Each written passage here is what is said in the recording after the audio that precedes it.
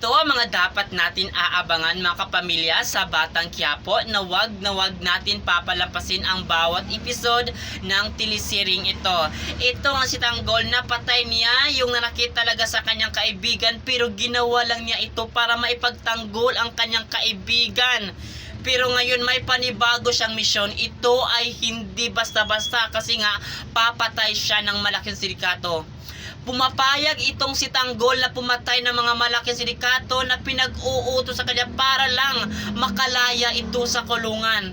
Pero ang tanong, magtatagumpay nga ba talaga siya? Kung magtatagumpay siya, sana nga talaga ay magbabagong buhay na itong si Tanggol pag nakalabas na ito sa kulungan. Pero kung paano nga ba talaga mangyari yun kung malaman niya na ang ama pala niya ay itong si Ramon na malaking sindikato sa Quiapo na malaking kaaway ni Rigor. Ano kaya ang mangyayari dito kay Tanggol pag nalaman talaga niya na itong si Ramon pala ang tunay niyang ama? Kaya aabangan natin yan mga kapamilya dito sa Batang Quiapo. Mababaliktad talaga ang buhay ng mga taong sangkot dito, lalo na itong si Roda.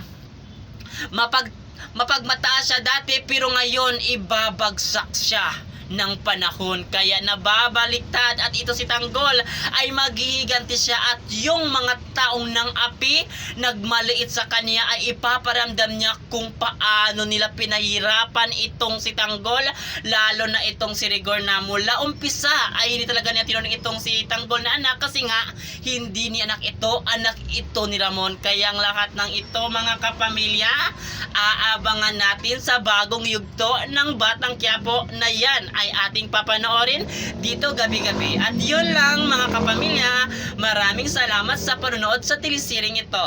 Thank you!